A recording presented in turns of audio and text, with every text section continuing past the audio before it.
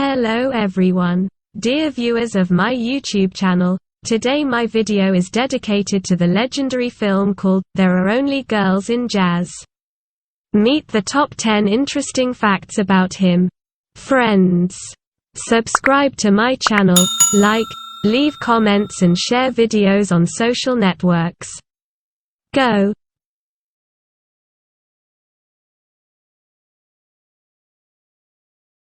10th place. Jack Lemmon wrote that the first preview had a bad reaction with many audiences. Many studio staff and agents advised Billy Wilder on which scenes to shoot, add and cut.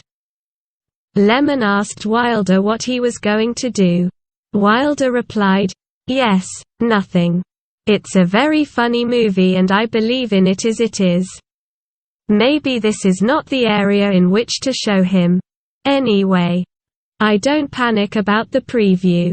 It's a hell of a movie."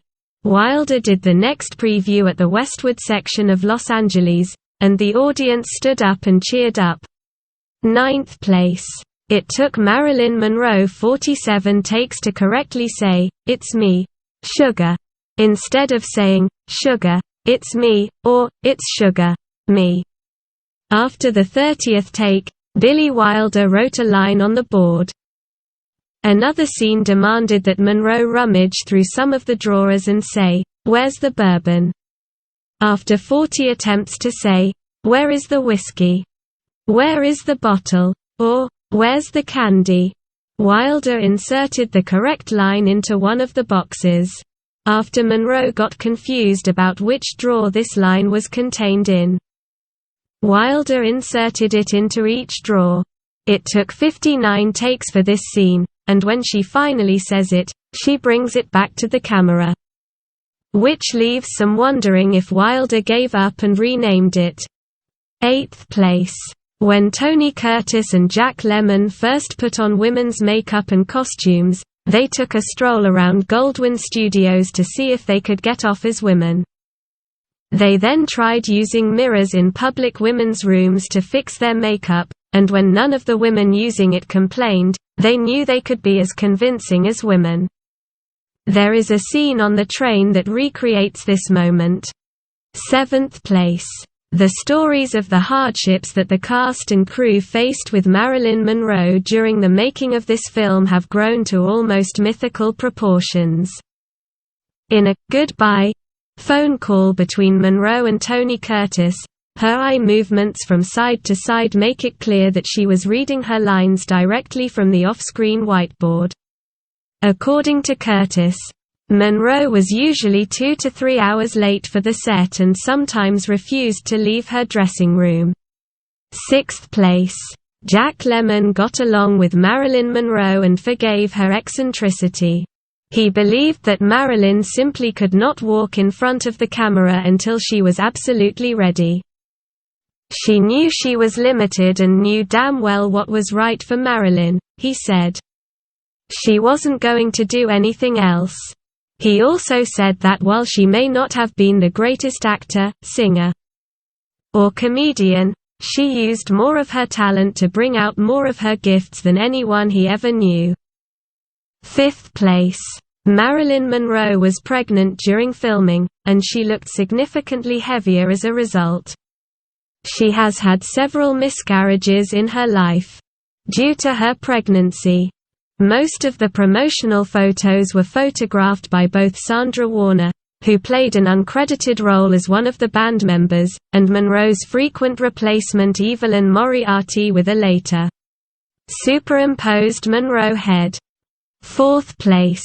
According to Jules Faith in The Bronfman, the only person who ever dared to mock Lew Wasserman's Music Corporation of America was Billy Wilder in that movie. The musicians, played by Tony Curtis and Jack Lemmon, stormed into an office called the Music Corporation of America in search of work. The only inhabitant is a woman sitting at a table drinking from a bottle. 3rd place. According to IAL Diamond, he and Billy Wilder spent a year developing the script. The script was originally set in modern times because they felt they needed a situation stronger than poverty to get the characters to dress like women. Diamond suggested that the setting of the period would make it easier for the audience to perceive female impersonation, and then Wilder came up with the idea to tell the story in the time of jazz.